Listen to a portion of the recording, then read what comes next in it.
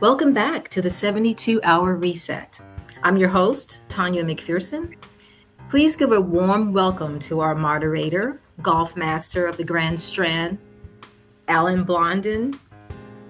He's the editor in chief of On the Green magazine. Today, our podcast focuses on business travel and strategy, how professional growth for the modern traveler is converging with a lifestyle of business and pleasure that moves the business traveler beyond the rigid, closed wall atmosphere of traditional convention centers and expo halls to a more decentralized, open wall city experience with high energy events. The most recent examples are heavy hitter networking events like NYC Tech Week and the World Cup. As we analyze these two events within the global spectrum of events and conferences, we find that there is a shift towards a more fluid, citywide ecosystem of event spaces and experiences, where you are no longer forced to remain in one environment. Instead, attendees and event planners utilize the entire city, rooftops, independent cafes, and private lounges. Joining us today is Alex Berg. Alex spent 18 years in the NASA ecosystem and authored NASA's formal documentation on the technology gaps standing between today's capabilities and human missions to the moon and Mars.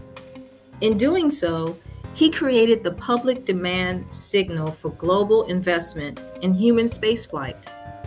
The Mars Fund is the supply side answer to that signal, a space venture firm that uses actual mission pull demand from NASA and deep domain expertise to map out and demystify the space economy for sophisticated investors. So I'll hand it over to you, Alan. Take it away. Hi, thank you, Tanya, for the introductions. So yeah, we what I do, Alex, is sell golf packages. I have a golf magazine in Myrtle Beach. I've been a golf writer in Myrtle Beach for 33 years. I was at a daily newspaper for 29.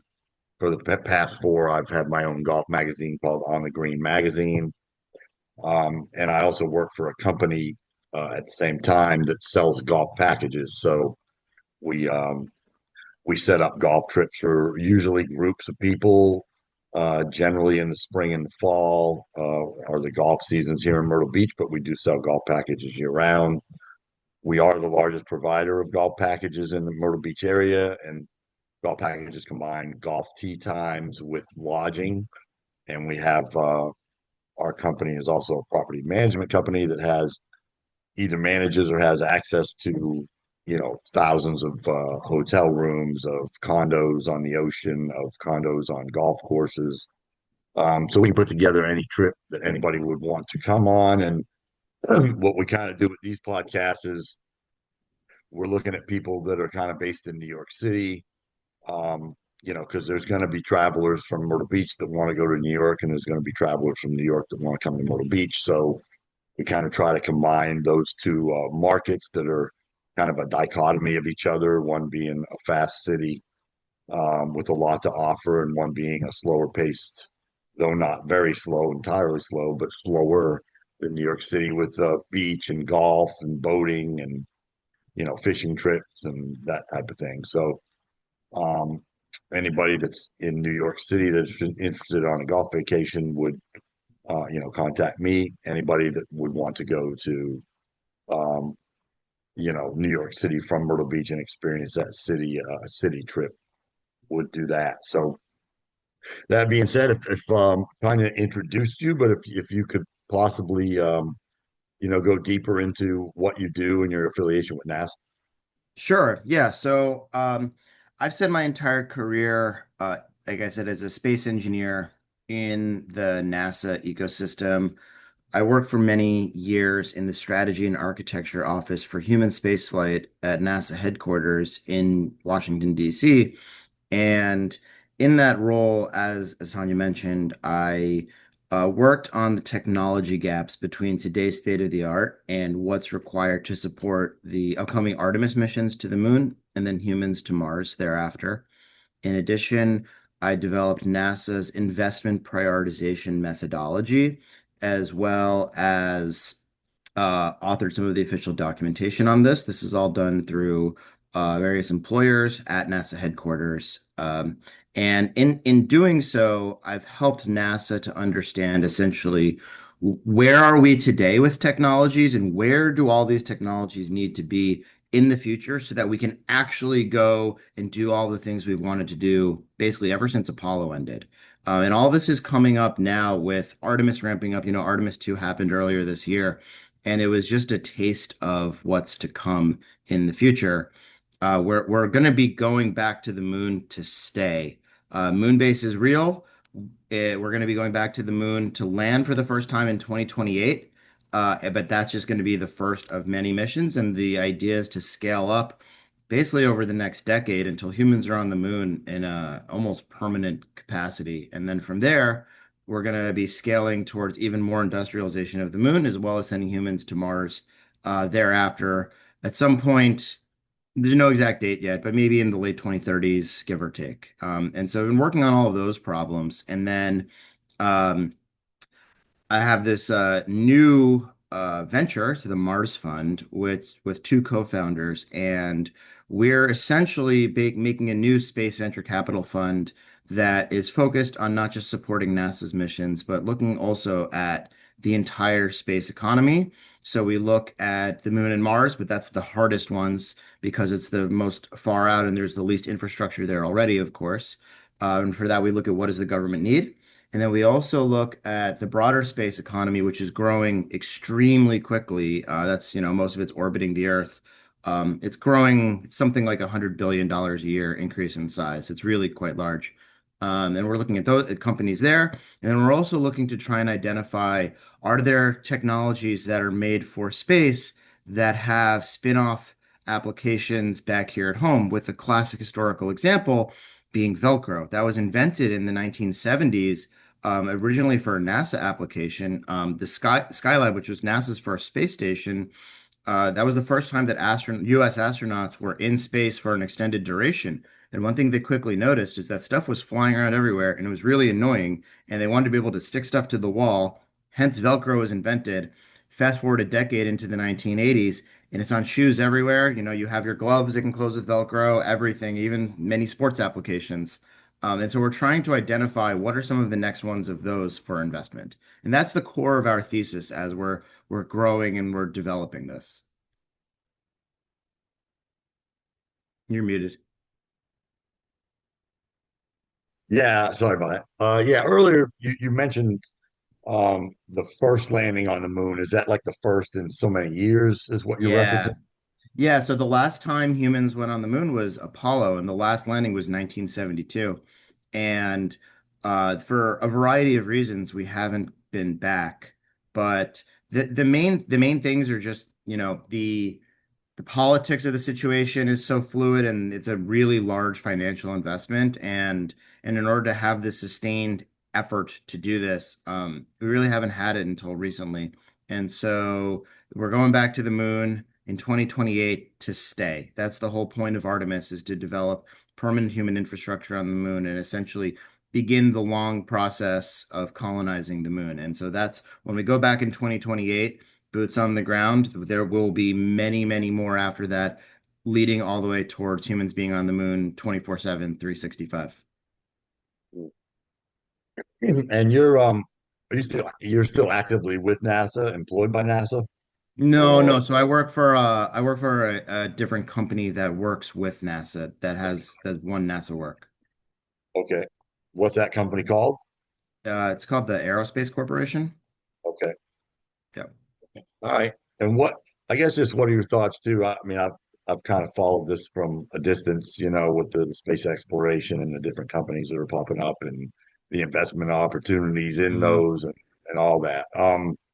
I guess um, what are your thoughts on NASA's continued involvement in it? Because some of this has kind of become switched over to the private sector, right? And Yeah. then So I guess what are your thoughts on NASA's continued involvement in the space exploration with the proliferation of all of these private companies? And then where does your fund uh, fit within the realm of the privatization that includes SpaceX, I guess, and Blue Origin? How would you kind of Yeah. fit it in what you're trying to do? Absolutely. So if you look at the past, the way that it worked is that, doing stuff in space was too hard. You couldn't really have companies be able to do it. It was just too much of an overhead investment. So the government was the only actor that could actually do these things. That has changed. And one of the reasons why it's changed is because it's been one of NASA's core policies to try and grow out the American space industry. NASA sees itself as not just overseeing the US government's space program, but really overseeing all of American space exploration beyond just the government. And what that means is that part of what NASA wants to do is to foster a healthy, thriving industrial base that also is focusing on space and can help achieve economies of scale in ways that industry is better at doing rather than government. And so, if you look at recent times, we've seen, SpaceX do all the things that SpaceX has been doing, and that's just the tip of the iceberg because the space technology spans this huge swath of types of technologies. It's almost like every facet of civilization just in space.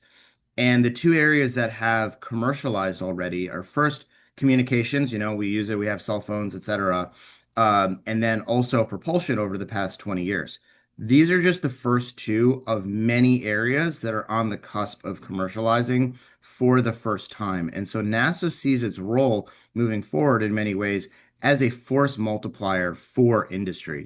NASA is essentially setting the table and giving opportunities for industry to have a seat at that table. And how well these companies do is really a function of how they perform. The better they perform, the more government funding they get. And therefore, there's really this incentive structure to continue to contribute and continue to innovate, to continue to reduce costs and produce more and more, to really create an industrial ecosystem for space. And in truth, there's really no other country that's even close to matching the US in terms of these capabilities and what we've been able to do to foster this ecosystem. When it comes to companies like SpaceX and Blue Origin, yeah, these are some of the shining examples, but these are also propulsion companies. It should be mentioned, and there's many other types of technologies that are on the way that might be like SpaceX or Blue Origin, but in different fields. And so what we do is at the Mars Fund is we're identifying a lot of these earlier stage companies that are really working on this core infrastructure that we expect to get really, really big in the coming years and to help fund these new technology areas to grow over time. Pretty cool. Yeah, man. I guess how did you get into this field? What made you want to be involved in space exploration? Yeah, I don't know. It's cool, when look people are little kids, they want to be, a firefighter, or a doctor, an astronaut, whatever it is, and a paleontologist. For me, I wanted to be an astronaut, and I never stopped wanting to go down that path. So I just was kind of pure of heart wanting to continue down this and work in space exploration. Nice. Yeah, I feel fortunate that I was similarly driven to, I picked what I wanted to do, knew I would enjoy doing it, and followed it, which was basically being a sports writer and being paid to go to sporting events and watch sports. And It's great. uh, I love sports. Yeah, yeah, I go to baseball games all the time. I'm a huge Yankees fan. I was at two World Cup games recently. It was a great time. yeah, yeah, and be as moving to Myrtle Beach and working in Myrtle Beach, that's where I had been a golf writer already in Boston and Texas, but when I came to Myrtle Beach is a huge golf. Golf is the thing here, so um, that's when I became really a heavy golf writer. Covered the Masters 18 years in a row and went to U.S. Opens, PGA Championships, Ryder Cups, different events like the ones regionally, the RBC Heritage in Hilton Head Island, the what was the Wells Fargo Championship in Charlotte. I'd cover those every year. So I got like the 18 years and Hilton Head, 15 years. And so, yeah, it's just it's a beautiful thing to be paid to watch golf and play golf and be involved in the golf industry here in Myrtle Beach. It's a good time here. So, do you do you travel? Do you play golf much at all yourself? And I don't mean Uh, travel. I've played golf occasionally, but I've never gotten too deep into it. But I do love it. Every time I've played, I've had a great time. I travel a fair amount. With work, I'm traveling. With the fund, I'm traveling around. Going to conferences, speaking at events. Getting the name out there, as it were. Plus, I just love travel in general, and I've traveled all over the world just in my free time as well, just because I enjoy seeing the world. I enjoy, I work in space exploration. That's exploration. I enjoy also exploring new places at a personal level as well. Yeah, yeah. Traveling is the spice of life, if you ask me. And I agree. I usually just keep it on the world, the earth, personally. Yeah, well, maybe one day we'll have tourist trips to the moon. May happen not too long from now, assuming everything goes according to plan. Yeah. Yeah, I've been to Asia, Europe, South and Central America, all over the Caribbean. I've traveled quite a bit, and I enjoy. It's enjoyable to see how other people live, other cultures, and there's differences in just in the United States. If you travel from the Northeast to Texas, it's a completely different environment in Southern Texas than it is in New England. It's almost not like it's not the same country, really.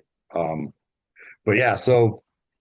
And we do I've talked about my my travel company, the package company for golfers. But I've got the golf magazine now is on the Green magazine, so just wanted to inform people of that. And so that's basically just up to date golf news in Myrtle Beach. We'll have some feature stories on characters in the area that are involved in the game. Um, but recent stories are we have a Legends golf resort that has 3 golf courses. They are in the process of building a par three, a 9-hole par three course right behind the clubhouse, and that's going to be pretty cool looking. Um, we've got a golf course, International World Tour Golf Links, that just opened up a technology range where they have all the TrackMan things on the range itself. So when you go hit balls, you can track your ball flight, you can track your hitting angles and do all that, your body with. So that they've just opened that. That just opened last weekend. Um, and these type of things are all stories that are on that website on the Green Magazine. So That's great. So let me ask you, how would you say golf has changed since you've been covering it? So it sounds like there's the technology piece, but I'm wondering what else has evolved in the sport. yeah, well, yeah, there's clearly the technology piece. Now, are you referring to golf at its highest level as the PGA Tour players play it, or just golf in general as a recreational sport? I'd say both. Okay, yeah. Yeah, the technology thing and just the depth of the fields in pro golf is really what's changed there. There's just more really good players, and the technology is better that helps them be better. So, when you win a PGA Tour event now, you're beating everyone in the field where, maybe 30 or 40 years ago, you really didn't have to worry about maybe a third or a half of the field because in general they weren't going to be competitive enough against the best players in the world. So fields have gotten deeper and technology has gotten better. Clearly, the technology is a big part of it. Yeah, golf has been it has fluctuated. 9/11 kind of killed it for a while. Um, it hurt travel, and so that hurt golf. So Myrtle Beach had peaked. Our numbers peaked in probably the late uh, 90s, early 2000, maybe mid 2000s after the 9/11 effect happened. And then there was a decline. I've been writing about it here in Myrtle Beach for so long. So there was a decline in rounds played in this market for 14 straight years. So every year, right, the rounds were going down, the rounds were going down, and that was a national trend as well. It wasn't just here. Myrtle Beach is kind of reflective of what happens nationwide in golf because we're considered the golf capital of the world. With we still have 80 golf courses here in a short area.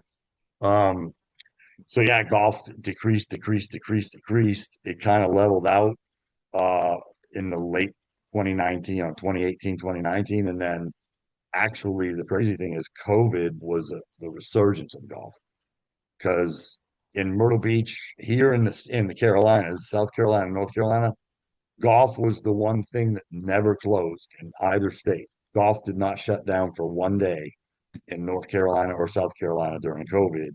They just had to change their policies. Everybody got their own cart. They sanitized, they sanitized everything between uses. That you couldn't pull the flag out, so they tried to limit.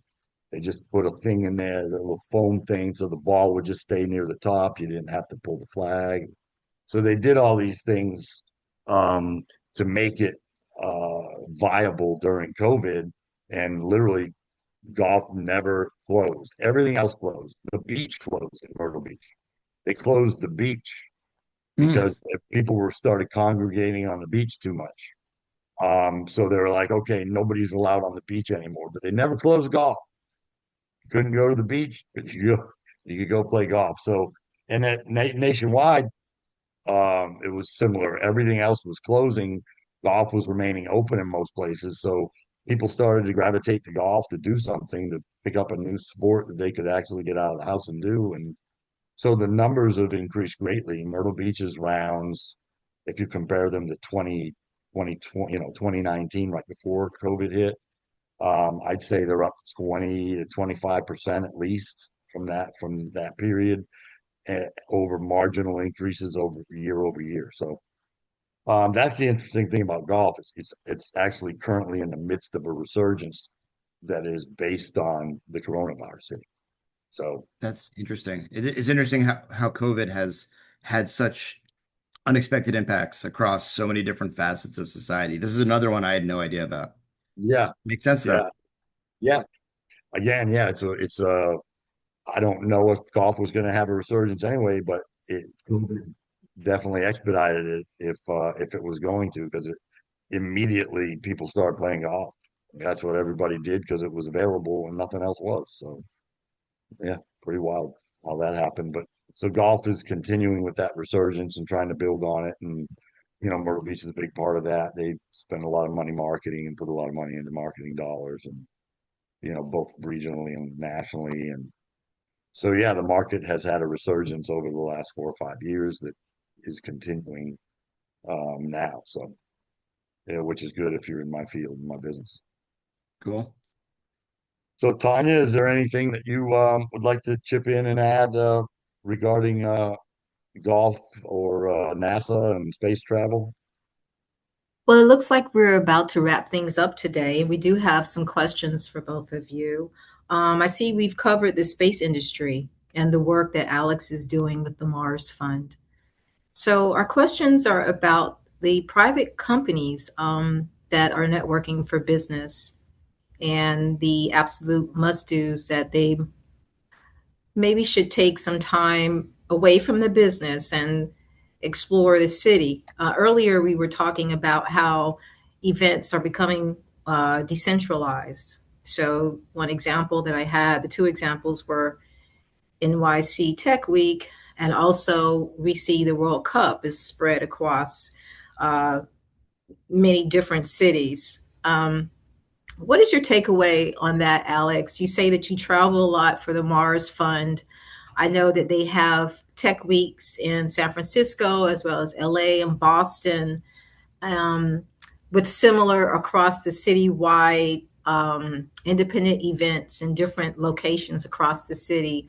And also, I think in the Middle East, in Dubai, where they have their blockchain week, is similar. It's spread out across the city. So this is trending. I'd like to get your take on that. Yeah, I think it's a good thing to have greater diversity of event styles. Like conferences are very good and they have their purpose, but it's also good to have more types of opportunities for people to have more exchanges. Some of the best ideas come out of a lot of random exchanges that people have. It says, "Oh, I have an idea." Someone else says, "Well, I have another idea. Let's put them together," and we have something new that no one else thought of before.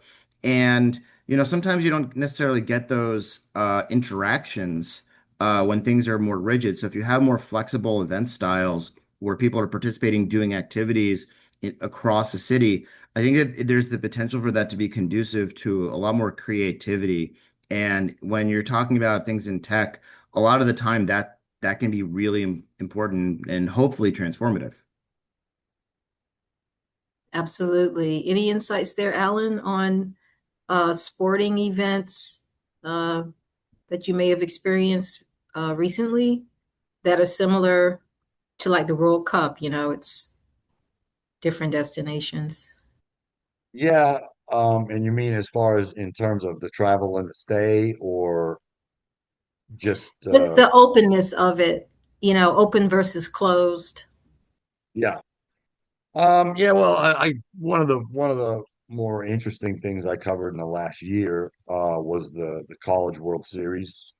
I do cover Coastal Carolina University athletics here in Myrtle Beach, um, as a freelance writer for a newspaper chain in the area. So I went and spent 2 weeks in Omaha, Nebraska, and covered the College World Series, 8 teams down to one over the 2 week period. And yeah, it's always I always love to go to events that have similar to the World Cup, actually, you know, different sides that all come together. Like there were 8 different teams there, so you had 8 different fan bases all coming together into one place, to root for their team, and the interaction between the teams and between the fans. And so yeah, that was probably the most interesting thing that I've covered over the last year. Just sticking Yeah. with the world. I'm sorry. Go ahead, No, Alex. I was gonna say yeah, because I was at the World Cup and it was really interesting. Similarly, just to see these, this international festival where everyone was coming from all across the world with many different backgrounds, but they all came to share a common love, and that was a really cool thing to see. Yeah. Yeah, that is cool. So, on that note, any final thoughts on the championship? Any forecasts for the World Cup uh, finals? Well, this will air probably after after it's over, so we're going to get called out on this. Um, Yeah. Personally, I mean, I think France is the best team, so I would have to say France. I would have to go with France, but they'll still have a tough game with Spain and whoever they have to face in the final. But at this moment, I think France is deeper, has more consistently the best players across the board on their team, and I think they're going to win the championship. Yeah, I I think that is entirely possible. I wouldn't bet against Messi is kind of my where I come down on that. This is potentially his swan song, so there might be some extra magic there, but I suppose we'll see. And I am glad that they're in the Final Four as well, because it definitely builds the intrigue. You've got the best team, you've got the best player for the last couple of decades, and you still got, yeah, and Spain, of course, is formidable. So yeah, it should be fun. The way they got through the last match with the 3 late goals was pretty wild for Argentina. Yeah. Well, that's it for today's session. Thank you so much for tuning in to hear why the future of business travel is about balancing the boardroom with the ballpark, and how these new event strategies are reshaping the global economy. So, if you want to keep this conversation going, check out the links in the description box below. Join our community and let us know which city you're headed to next. I'm Tonya McPhearson. Thank you so much, Alan Blondon and Alex Berg, for joining us today. Thank you. Bye for now. All right. Thanks, Tanya. All right. Thanks, Anya. Thanks, Alan.